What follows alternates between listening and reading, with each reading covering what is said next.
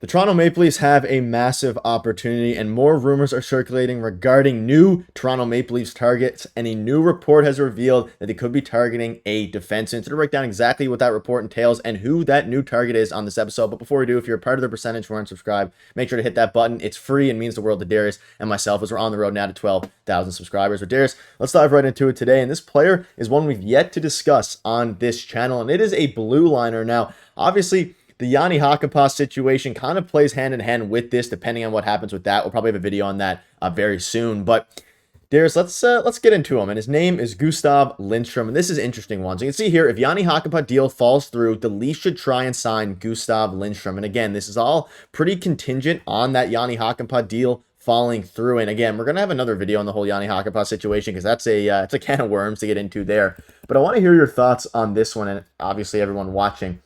This guy is, I'm not going to say similar to Yanni Hakanpää necessarily, but it would definitely replace Yanni Hakanpää if they go out and try to pursue Gustav Lindstrom.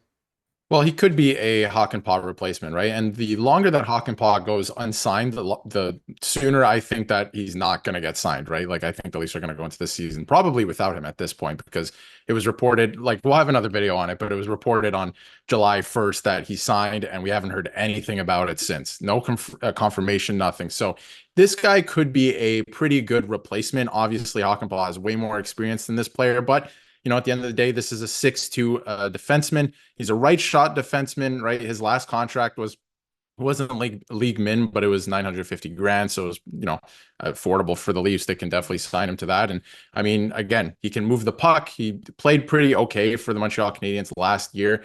So it could be another option for the Leafs on the blue line there. They're going to need an extra guy. We know that, right? They have some guys that they can call up from the Marlies, but they're probably going to need an extra guy because we've seen it like the last 3 seasons in a row where November, December come around and everybody gets injured. So they're going to need some bodies in the lineup. So this could be a pretty, good option. He is physical, right? So I'm not saying he's exactly what Hakanpää brings to the lineup, but he could be a replacement where if Hakanpää doesn't get signed, they can bring a guy like this in.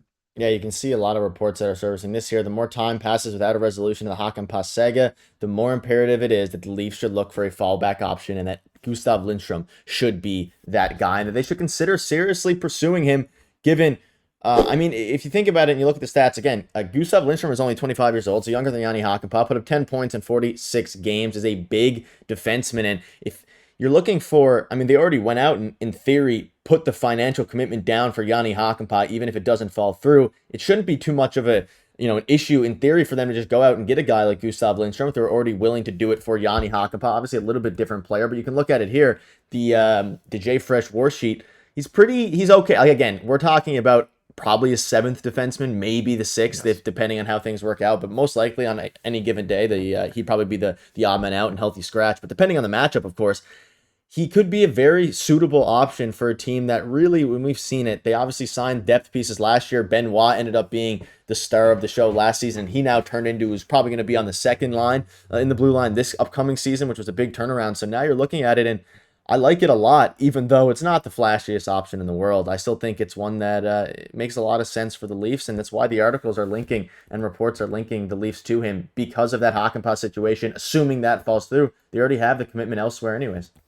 I'm trying to look at it, or this situation at least, in that way, because we saw Simone Benoit come over from Anaheim last year, and everyone was like, what is this signing? Who is this guy? And he turned out pretty okay, like more than okay, I think.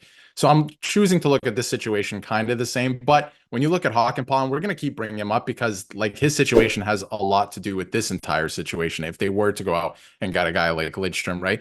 I think Hakanpää, if he plays in the playoffs, you can trust him, right? He's a guy you can put into the lineup in the playoffs if there's an injury, or even without an injury, depending on the game and your opponent, and you can trust him. He's been there. He's played in big games for the Dallas Stars.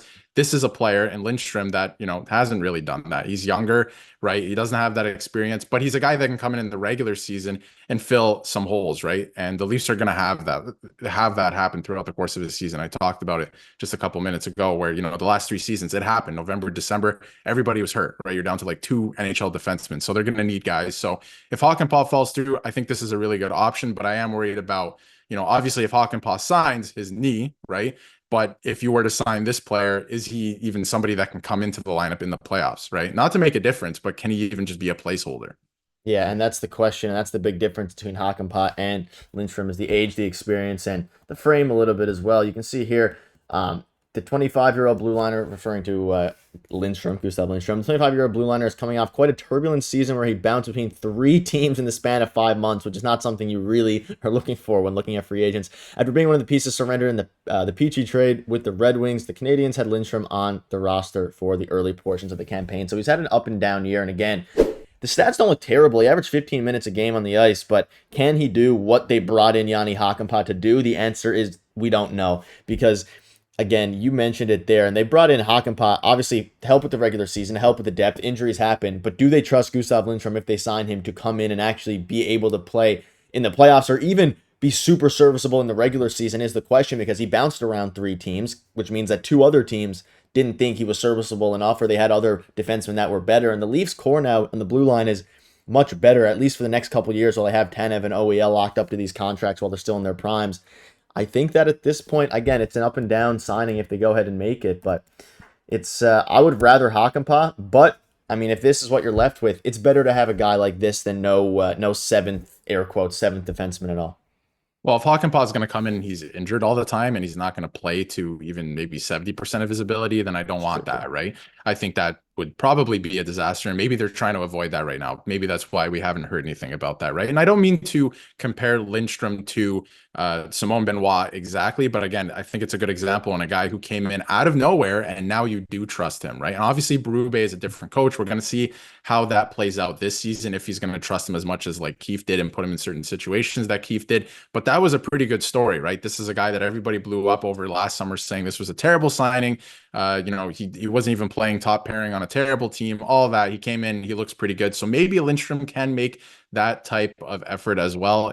It's going to be interesting to watch. And I think it's a good signing if Hakanpää falls through, right? Because there's not many right shot defensemen left, and you're going to need another guy, right? We've talked about it. You're going to need an extra guy. So it would be a good signing in that way. I just don't know if you can trust this player based on what we've seen thus far. So that might be an issue for the Leafs. But if Hakanpää does fall through, could be a very interesting option, because again, he's physical, he's a big body.